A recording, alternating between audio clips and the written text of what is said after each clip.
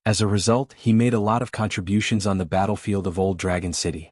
However, he lost his title of gentleman in the academy and became a sage again. When will the ups and downs stop? Zhou Ju had already attacked several times before this, more exaggerated than the gentleman of the Cliff Academy. At this moment, he was squatting beside the gentleman of the Cliff Academy and gnawing on the immortal money. Crunch, crunch, crunch. A young cultivator from the military school of Wind Snow Temple was responsible for guarding this physically weak gentleman of the academy. In short, if the latter was in a desperate situation, he had to take the lead first. There was nothing strange about it. On the battlefield of Dali's border army, it was common for cultivators to follow the army. Although he was extremely steady on the battlefield, his temperament was extremely lively. He turned his head and laughed with the sage Zhou Ju, who had a similar temper. Great Sage Zhou, 3,030,000? Is there an extra 100 characters? Zhou Ju said seriously, the first thing to be exquisite in the art of writing is to first frighten the opponent with the aura of the blade on the page. It is to subdue the enemy without a fight. As the absolute master of the Wind Snow Temple, you don't even know this. Why don't you go to the Lakeview Academy and hang out with me for a few days? The gentleman of the Cliff Academy just said a few words. After summoning the Willow Green Cavalry army and rushing to the battlefield, he immediately sat cross-legged with a pale face and laughed. Don't get addicted to it. That's enough. Zhou Ju and the military school of Wind Snow Temple's greatest pleasure when they were free was to tease this gentleman and call him the future Mountain Elder. However, the gentleman knew that the Mountain Elder of the Great Sui Kingdom's Cliff Academy had changed from Mao Xiaodong to the imperial tutor Cui Dong. It was impossible to imagine who would be the next Mountain Elder in the future. Who dared to guess the unfathomable thoughts of the embroidered tiger?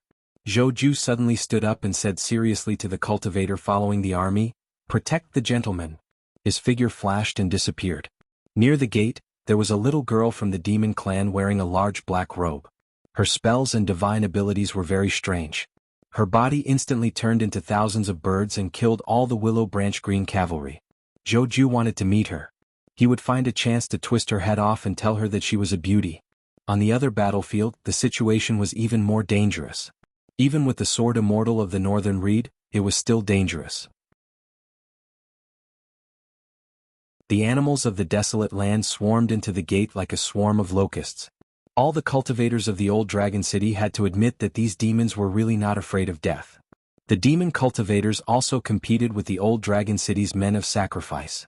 The two sides exchanged politeness. At first, the cultivators on the front line of the Old Dragon City's battlefield suffered heavy losses. However, the secretary of the Fan Mansion did his best to quickly flip through a large number of secret records. Finally, in a relatively new but unrecorded book, he found the identities of the demon cultivators of the Old Dragon City's men of sacrifice. Only then did the Fan Mansion immediately come up with a countermeasure. They sent a message to all the sword cultivators with flying swords, telling them to look for traces of these two strange cultivators. Only then could they turn the situation around. A small thunder pool appeared in the sky above the battlefield. Within a radius of dozens of miles, thunder and lightning were attracted.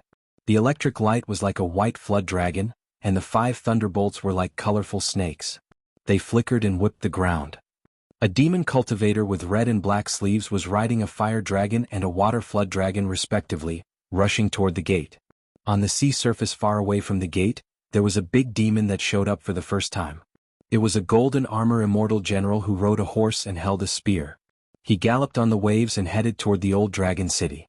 Although it was not a fierce big demon in the peak state, it was very eye-catching on the battlefield of the Great Wall of Sorchi in the past. Its golden armor was very difficult to break, so much so that it was listed as a must-kill existence by the hidden officials of the Summer Palace. In the Great Wall of Sorchi, this horse was already so powerful. What would it be like in the Old Dragon City? There was a Taoist talisman sect immortal. His state was not high and he was at the bottleneck of the Jindan realm. However, he was proficient in writing talisman. Now, with the help of the great gentleman of the academy, he was able to communicate with the heavenly law. On the South Sea, every stroke created words. It was the writings of the sages.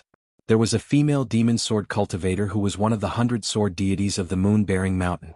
She looked young and her forehead and cheeks had some characteristics of the true body of the demon race. She was actually faster than the golden armor immortal general. She did not ride on the sword. Every time she jumped, a white jade staircase would automatically appear under her feet. The treasure light behind her was like a halo. It was shattered by the flying swords or spells of the old dragon city. It turned into a broken mirror and it closed up again in an instant.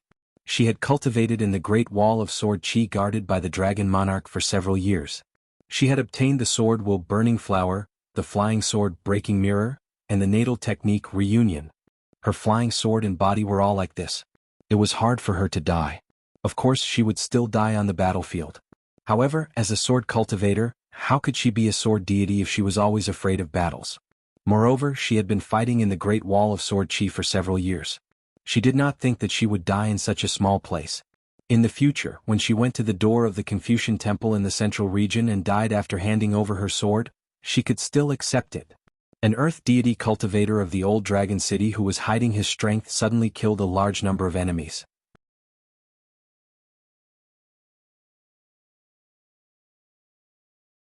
If he could visit Xingyang Mountain's ancestral hall in the future, he would definitely be half a disciple on the mountain and ask sect Master Li for advice on swordsmanship. Li Kai almost rolled her eyes and returned the greeting to the old sword cultivator. She finally managed to hold it in and could not say anything more. She did not hit a smiling person. If someone else saw this kind of expression in his eyes on the Great Wall of Sword aura, not to mention the hidden official, even that little hidden official would roll on the ground laughing.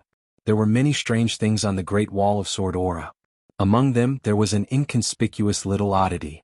It was that the young hidden official seemed to be particularly energetic every time he dealt with those moving mountains demons on the battlefield. Li Kai had once asked him in private. Did he have a huge grudge with that Yuan Shou? Was it because his cultivation level was not high enough that he could only vent his anger on Yuan Shou's disciples and grand disciples? At that time, Qin Pingan gave Li Kai a reason that she thought was a joke. He said that Ning Yao and he had risked our lives to fight against an enemy for the first time, but we still did not gain any advantage. Li Kai was puzzled. Did Yuan Shou attack Qin Pingan and Ning Yao before?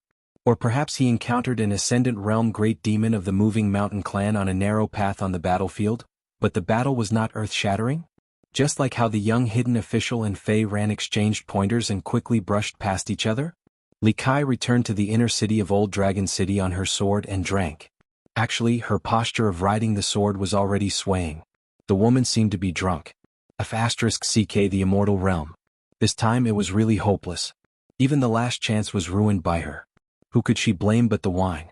Wang Zhu was still not on the dragon platform of Old Dragon City's battlefield. She had recovered a bit and was able to sit up. The robe she was wearing was in the style of an ancient dragon robe. It was quite different from the Emperor's dragon robe in the future. It used to be the semi-immortal weapon Cloud Sea above Old Dragon City. Coupled with the refining of the Desolation Slough, it had become a well-deserved immortal weapon. At the bottom of the stairs, the yellow-clothed boy who was sitting in a daze suddenly stood up and said with a straight face, "Ma Kuxuan, please stop." In addition to Ma Kuxuan who had a cat on his shoulder, there was also his personal maid, Xu Dian, and a direct disciple that Ma Kuxuan had taken in a few years ago. The name was also given by him, Forgetful Ancestor. The yellow-clothed boy was the most unhappy about this. Forgetful Ancestor? Then wouldn't it have a homonym with one of my master's aliases, Wang Zhu? Ma Kuxuan smiled and said, "Little worm, you only knew how to run around in Mud Bottle Alley. Now that you can finally speak, cherish it. Don't be so eager to die." The yellow-clothed boy said, "When beating a snake, it depends on its master." Ma Kuxuan looked at the four-legged snake with a horn on its forehead in Liju Grotto Heaven. The latter took a step back and knocked his heel on the stairs. Wang Zhu, who was sitting at the top of the stairs, waved her sleeve and sent the useless guard flying. She looked down at Ma Kuxuan and said, "What are you doing here?" Ma Kuxuan was about to step forward to the dragon platform when Wang Zhu narrowed her eyes and said, "Think about it first." Ma Kuxuan was not afraid of her, but he only had the physique of an Ascendant Realm cultivator, not the cultivation of an Ascendant Realm cultivator. He, Ma Kuxuan, had always been known as someone who specialized in killing. In truth, he was best at survival. Ma Kuxuan just did not want to make her angry. Wang Zhu was already in a bad mood, and there was no reason for her to be in a worse mood. So Ma Kuxuan looked up at her and said, "I'll try to help you get back some face. I can only say that I'll try." Wang Zhu sneered. A young substitute of one of the 10, and his tone was even more arrogant than one of the 10 from the Central Plains. Ma Kuxuan smiled and said, "I didn't say that I would kill Fei Fei. I'm not the type to dream." One of the 10 from the Central Plains, the old sword cultivator Zhou Shinji, had been beaten to death by a sovereign great demon. Of course, this was related to Zhou Shinji's battle in the mountain cave. However, in a battle between Ascendant Realm cultivators, the difference between winning and killing was too great. Fei Fei was also one of the 14 sovereigns of the Wildlands. Ma Kuxuan was not stupid. If she wanted to die on the battlefield, he could find an opportunity to call her from afar. In the current battlefield, there were some people who were careful and meticulous. Most of them would die as soon as they made a move. Didn't this Wang Zhu of the Clay Bottle Alley take a hit from Yuan Shou? Translator. Nioibo Studio Editor. Nioibo Studio. Ma Kuxian was being criticized in Old Dragon City. Some people thought that since he was one of the 10 young people who could command god spirits to attack Skyscreen, he should be fighting on the front lines of Old Dragon City. Others felt that Ma Kuxuan, as the #1 cultivator of the Aquarius continent, was too reclusive. He should learn from the Wind Snow Temple's sword immortal Wei Jin, who dared to ask for a sword expert. Unless Ma Kuxuan heard it with his own ears, he wouldn't care about it. Once, when he was outside Old Dragon City, he happened to hear it. He just said, "The title of one of the 10 candidates isn't worth much, so I'll give it to you. Then you can go and die." Wang Zhu did not say anything. He just turned his head and looked to the north. Mountain-moving apes, mountain-driving dogs, talismans, yellow-scarved strongmen, silver-armored strongmen, and puppets created by the Mahist Mechanism Master were tirelessly building layers of battle lines around the southern peak. As long as the Dali dynasty had money and the North Continent as their support, manpower and material resources were not a problem. Scorched earth? No need. When Old Dragon City fell, nothing would be left behind for the demon clan. It would only be a complete ruin. Even if the demon army pushed all the way to the foot of the southern peak, it would still be the same. Ma Kuxian just calmly looked at the cold and cheerless woman. Very good. She was the most different in the Pearl Grotto heaven back then. Fortunately, she was still the same. She was in the Clay Bottle Alley and he was in the Apricot Blossom Alley. They did not meet often. The most they met was every morning beside the Iron Lock Well. He saw her pretending to be struggling to fetch water and felt that she was really cute. Sometimes she would sleep in and go out later to fetch water.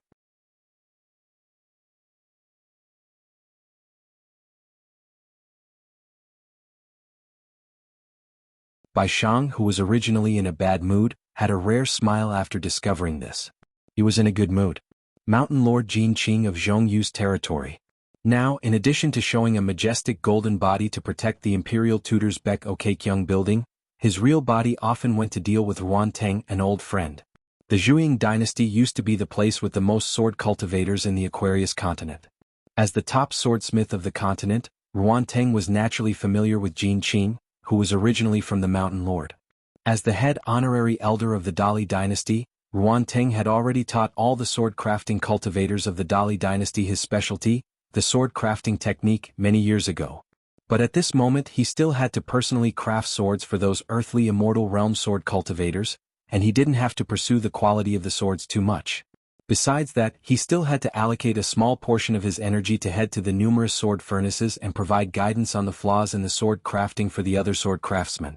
These swordsmiths, who were equivalent to nameless disciples, forged long swords for all the sword cultivators in the middle 5 realms.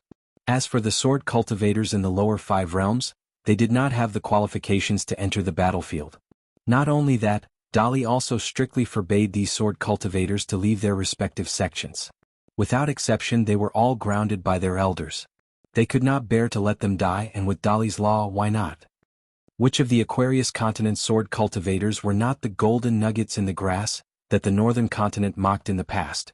They really could not be compared to the lavish spending of the northern continent. But now, the Aquarius continent's cultivators on the mountain were really convinced by the northern continent. In fact, the northern continent's cultivators, especially the sword cultivators, had changed their impression of this small Aquarius continent, which was only slightly better than the White Snow continent. They really dared to die, they really could fight, they really could fight. In the past, they really did not realize that this small neighbor in the south was so similar to the northern continent. In the entire vast world, it was the most similar. The Book Lake's True Realm sect leader Wei Ying had consecrated Lu Laoqing, consecrated Lu Jimao, and a total of 3 people in the upper 5 realms went to the seaside Jiang clan of the Cloud Forest.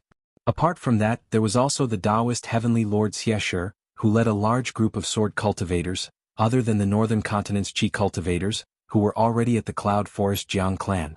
Among them there was Yuan Ling Hall, a disciple of Immortal Fire Dragon, the founder of the Black Peak, who could be recognized as the Jade Unpolished Realm with the combat power equivalent to the Immortal Realm, in his hometown continent, which was full of sword cultivators. There was also a sect that was obviously an immortal sect, but had the title of the Invincible Divine Fist Sect. The old sect leader met his old friend Lu Laoqing, who used to be the only unpolished Jade Realm cultivator in the Book Lake, and became the current immortal master of the True Realm sect records. The world was unpredictable, but that was all. After meeting his good friend Lu Laoqing, the old sect leader still had the spirit of the Jianghu and drank a few drinks. After drinking for the last time, Lu Laoqing could not help but say, "Old Senior Sun left just like that." The old sect leader took a big gulp of wine. That 1-foot spear was not very capable, but it was bold and had bad luck. What else could it have done? The old man was silent for a long time. He lifted the wine pot and poured the wine to the south, murmuring, "Brother, your 1-foot spear of the Tong Yi continent was never tough in front of me, the jade-faced young master. I didn't expect it to die so tough. If I had known, I would have smiled more and said more nice things to you back then." Dali's capital. The Mahis sect of Middle-earth, which had entered the game earlier than the Shang clan, had placed their bets on the Aquarius continent's Mahis sect cultivators. They were still building mountain ferries and sword boats for the Dali dynasty. The Dali dynasty was good at making money, and Sir Fan was even more so. In the past, Dali's Minister of Revenue was known as the soft persimmon that anyone dared to pinch. Now he had become the one with the worst temper in Dali's court. He even dared to scold the Minister of War. Looking at his posture, he saw the Minister of Works as an enemy, not to mention scolding him. He even dared to hit him. Every time he met with the Minister of Works, who had the same rank, to discuss matters, he would be scolded as soon as they met. After the discussion, he would scold him again, but the Minister of Works would often get up and leave quickly. The 6 yamens on the same street in Dali's capital city had long opened up a large piece of land, gathering all the yamens together and linking them together. As long as the officials of each department had official business to attend to, they could visit each other without any hindrance. In the past, Lu Qingfeng and Guan Yiran, who were also great blasphemy supervisors, could often meet again. As Master Guan's great-great-grandson, Guan Yiran was only filling in for the vacancy in the Ministry of Revenue. He didn't get promoted, and according to the rules of Dali's court, he wasn't even considered a promotion. Therefore, there were a lot of civil and military officials who were fighting for justice for the Guan family. Lu Qingfeng, who was just a civil official of a vassal state, had been promoted to the Right Assistant Minister of Works. However, Guan Yiran, who was born in Dali's Guan family and was also a military cultivator, was only filling in for the vacancy in the Ministry of Revenue. Not only that, it seemed that when old Minister Guan left, Guan Yiran deliberately distanced himself from all relations with the Ministry of Appointments. These years, during the holidays, he never took the initiative to visit those uncles who held important positions in the Ministry of Appointments. Even his grandfather's generation, Guan Yiran was very arrogant and still didn't greet them. It was said that there was an old minister who had left the Ministry of Appointments for more than 20 years. Before leaving, he had been transferred to another ministry to serve as a minister for 3 years. He had always treated Guan Yiran as his own grandson. He had been idle in his home in the capital for many years, but Guan Yiran, this heartless little bastard, still didn't visit him. On the 2nd day of the 1st lunar month last year, the old man was so angry that he waited at the gate of his home for a long time. In the end, he still didn't see the young man who liked to laugh and joke around. The old man was so angry that he hit the floor with his cane and scolded Guan Yiran for being a bastard. When the old man turned around, he complained in his heart that Minister Guan was too cruel. How could he bully his own child like this? In Yinchi Alley, an old man who had left his position for many years was busy with his grandchildren. Anyway, there were a few juniors in his family who were a little promising, so they didn't lose face. Walking in Yinchi Alley and Ma'er Street, he didn't have to lower his head and shrink his neck. Today the old man took his grandson for a walk in the garden. The child who had just started to learn to read from the tutor suddenly said to the old man in a childish voice, "Grandpa, we have so many immortals on the mountain and so many great demons in the wild world. Can't the two sides just fight in the sky? When the fight in the sky is over, the fight on the ground will start. When the time comes to fight, my strength is too weak. I don't want to help. Isn't the Ministry of Revenue short of money? I'll donate all my New Year's money. Doesn't my father often get scolded by the officials of the Ministry of Revenue? If I give money, they won't scold my father anymore, right? It's 20 taels of silver." There was too much knowledge in this, so the old man could only pick some things that the child could understand. War wasn't playing house. Not only were the immortals on the mountain not afraid of death, they also couldn't be afraid of those below the mountain. No one could be afraid of death. Otherwise it would be a second Tong Yejo. At that time the two of us will have to move. Maybe we'll really move, bring some belongings, bring some sage books, or maybe we'll move our heads. But the last sentence, what was there to say to a child? Don't talk about the child being scared. Every time he thought of the worst outcome he would be scared. Should he drink a few mouthfuls of old wine to calm himself down? Now that Dali allowed the officials to resign, half of their family assets would be confiscated. The remaining half, if it was enough to pay for the cross-continent ferry, they could go north to seek refuge in the North Continent. Dali wouldn't stop them. If they didn't have enough money they could still borrow. The officials of the Ministry of Revenue and the accompanying cultivators would personally check all the accounts. Those who dared to hide or omit information, as long as it was more than 10% of the family's assets, all their assets would be confiscated. Regardless of age, the entire family would be exiled. Now that Dali was in need of money and manpower, he lacked both money and manpower. For the time being, the various places in the Aquarius continent that had not been affected by the flames of war, Jianghu and the commoners, those who privately caused more than 10 people to fight, without asking for the reason of both sides, would be executed. Cultivators who caused trouble would be executed.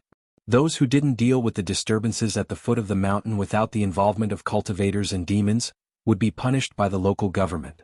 Then, the Minister of Justice of the vassal state would be directly sent to the nearest 5 sacred mountains or Crown Prince Mountain. For all the fights that involved cultivators and demons, according to the rank of the sects and immortal mansions, all the immortal mountains would be divided into 3 grades. From low to high, they respectively governed a radius of 300 miles, 1,000 miles, and a radius of 3,000 miles. Regardless of whether or not there were disturbances, as long as the culprit couldn't be caught or killed on the spot, they would be punished. Afraid of an unexpected disaster? Then spread out all the immortal masters on the mountain, day and night, to monitor the movements around the entire sect. They already didn't need to go to the battlefield to fight. Could it be that they couldn't even take care of the safety of the area near the entrance of their own mountain? It was better not to be such an immortal on the mountain. All the cultivators of the mountains and swamps in the continent could obtain a patrol token from the 5 sacred mountains, Crown Prince Mountain, and the vassal state's Ministry of Rights.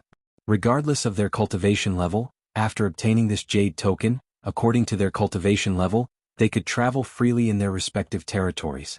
They could also help the immortal masters find and fill in the gaps. Once they found something, they could receive immortal money. As long as they accumulated enough shares in the secret archives, they could exchange it for Dali's military merit. At that time, whether they wanted to obtain an official position in the Ministry of Rights of the vassal state or retreat to the North Continent, they would be free. For those cultivators of the mountains and swamps who were unwilling to go to the battlefield, Dali's cavalry and vassal states were not allowed to force them. However, if the gods of the mountains and swamps dared to leave their posts without permission, the vassal state's monarch and the entire Ministry of Rights would be held accountable according to the law. If the immortal masters of the mountain operated privately and removed the names from the records without permission, once Dali and vassal states investigated, the entire mountain's ancestral master hall would be punished, the ancestral master hall would be executed, and the rest of the cultivators would be exiled to the southern sacred mountains. Emperor Dali Songhe. The small court meeting had just ended. He quickly closed his eyes and rested in the imperial study. He would soon receive a group of ministers of the 6 ministries. Each of them had important matters and needed him to make the final decision. Then he would issue a decree to the Dali court. Songhe remembered the words of Cui Dong, who was both a teacher and an imperial tutor. Today all kinds of Dali Cui Dong were unreasonable and mean to vassals. In the future, if His Majesty changed slightly and relaxed his governance, it would be the future Song clan's popular opinion. He could not let His Majesty lose at least half of the continent's mountains and rivers and not get a few good words in the history books of various countries. In and out of the books there were good reputation. Rest assured.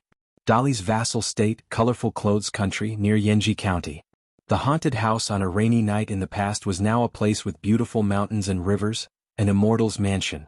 She reached out and tugged at his sleeve, shaking her head gently.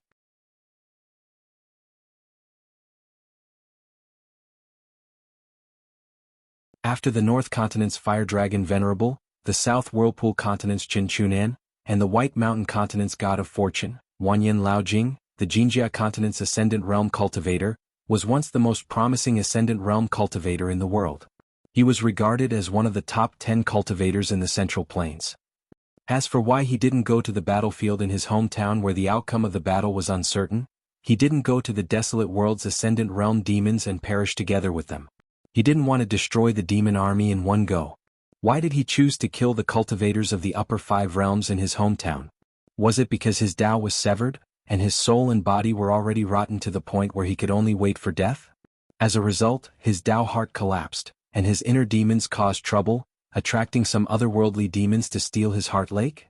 Was it because of the huge restriction of the Central Plains Confucian Temple? Was it because he had been holding a grudge for a long time? Or was it because of the various old grudges that had passed for countless years? In any case, it was destined to become an unsolved mystery that would never be solved. Yu Xian didn't bother to get to the bottom of it. That Wanyan Laojing was a stubborn old thing to begin with. The grudge between the two of them wasn't small. If it wasn't for the annoying old-fashioned rules of the Confucian Temple, Yu Xian would have already crossed continents to visit the Jinjia continent. Didn't he like to go into seclusion? Then he might as well not come out. Yu Xian lowered his head and looked towards the north of the central region of the Jinjia continent. He sighed. What a good move by Jia Sheng. When a scholar's heart was evil, it was truly terrifying. The Tongyi continent's catoptric deflection could be clearly seen in the north-central region of the Jinjia continent under the old man's feet. What a good move by the Tongyi continent. Yu Xian descended into the mortal realm and didn't dare to travel far with his own soul. Was he seeking death in the Jinjia continent, where most of the mountains and rivers belonged to the desolate world? Yu Xian knew some small tricks of the talisman Dao. So what if he was one of the 10 of the Central Plains? That Jia Sheng even wanted to kill Bai. The Central Plains divine continent, which occupied half of the world, had the 10 of the Central Plains' most famous people. The most proud person in the mortal realm was the immortal poet Bai. He was the only one. The other 9 people were roughly divided into 3 groups. They might not be accurate, but they were the most widely spread. Longhu Mountain's Grand Heavenly Master. The cornerstone of all military cultivators. Talisman Yu Xian. Baidi City's Zheng Juzhong. Female martial god Pei Bei. She was a great demon who founded a sect. Mahis Master. He was known as a special existence who could single-handedly take down a city. It was said that as long as one of the 10 wasn't present, any of the 10 of them could be destroyed in the blink of an eye. Old Sword Immortal Zhou Shinji. Huayin. This list naturally avoided the Confucian Temple of the Central Plains. There were also the 10 of them. However, the busybodies were noisy and annoying. Even Yu Xian felt that it was too boring. The Holy Ancestor. Ritual Sage. Secondary Sage. Baiyi. Eastern Sea Monastery's Taoist Temple Head. Longhu Mountain's Grand Heavenly Master.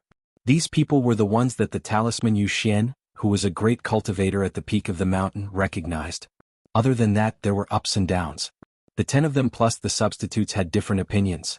Everyone had their own selfish motives and preferences. For example, the secondary sage's swordsman Alliance. His sword intent was at its peak, his sword Tao was supreme, and his sword was the most magnificent. Another example was the literary sage's second disciple. His sword arts were the best in the world. Yu Xian realized that the Ascendant Realm Great Demon had already run away, and the 2 young martial artists were fine. Yu Xian was a little worried. What? Did he really have to return to the Central Plains with his tail between his legs? Only by killing or seriously injuring an Ascendant Realm Great Demon that wasn't at the 14 thrones would he feel better. As for the Fuyao continent, Yu Xian really didn't want to get involved. The water was too deep. Yu Xian am short. Yu Xian couldn't decide what to do, so he decided to chat with the 2 young martial artists to ease his mind. He didn't expect Chao Ci to smile. After cupping his fists and thanking him, he took his leave. He looked rather calm and composed. But the tanned and charming young lady was more courteous. Not only did she cup her fists to thank him, she did not immediately leave. Yu Xian couldn't help but look towards the south. The Fuyao continent was no longer the vast world, and had become the territory of the savage world. Baiyi, maybe you don't mind being in the vast world, but the other party's 6 beasts were stepping on your own territory. The 24 solar terms formation of the Aquarius continent seemed to be illusory and useless, but the most profound part of it, ordinary people might not be able to see it, but how could Bai not know about it? 10% heaven's luck. One side was weak, the other side was strong. The Aquarius continent's cultivators that had no chance of winning suddenly had a 10% chance of winning. Was it important? Evenly matched 50% chance of winning became 60% chance of winning? Was it important? 90% chance of winning became 100% chance of winning? Wouldn't the cultivators of the demon race tremble in fear when facing him? Bai Ye's sword landed in the Fuyao continent. This was no different from choosing to be alone, waiting for the encirclement.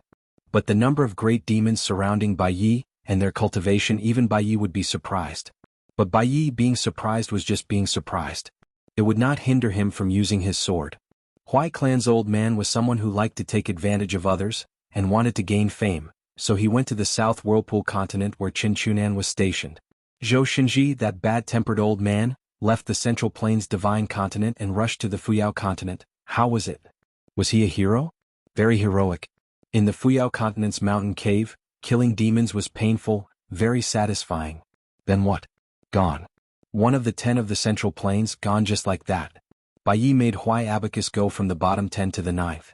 When Zhou Xinji was alive, what did he say? As long as I am alive, I will always sit at the 9th position. Even if you give me the 8th position, I will not want it. I want that Hui Abacus to be at the bottom forever, to shit and piss on his head. 6 great demons. What if there was a 7th? Bullshit, there definitely was. At the northern ferry of the Tongyi continent, Zhou Mi silently pinched his fingers. Fuyao continent. Good name. Just right for Bai Yi. Lu Cha would be the 7th. Lu Cha was indeed on his way to the Fuyao continent, and he did not deliberately hide his sword qi. In the eyes of the cultivators at the peak of the South Whirlpool continent, he turned into a beam of sword light and flew away. Mr. Zhou had previously given this bearded ranger of the wilderness 2 choices. He could cooperate with the Dragon Monarch and kill a junior at the Great Wall of Sword Qi. Or he could go to the Fuyao continent and send Bai Yi off. A swordsman sending off a swordsman. Compared to Bai Yi dying tragically under a spell, he would die a more meaningful death.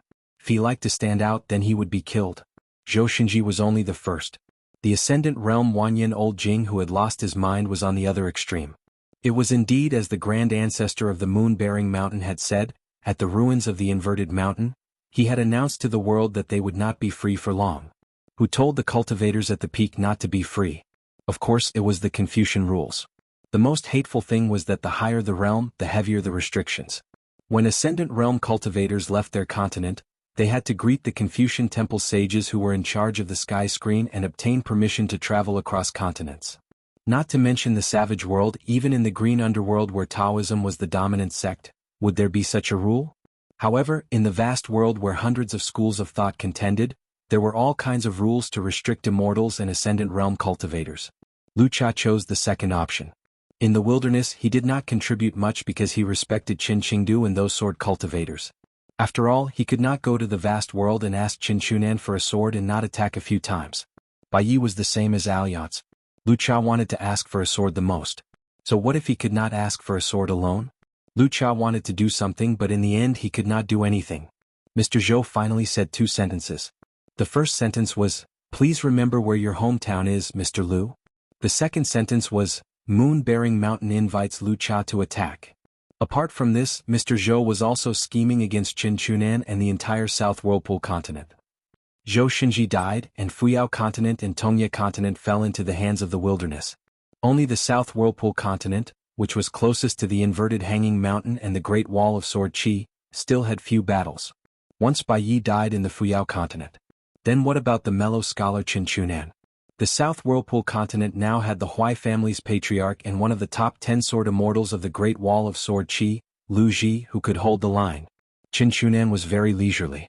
What a noble and mellow scholar he was, sitting calmly on the fishing platform.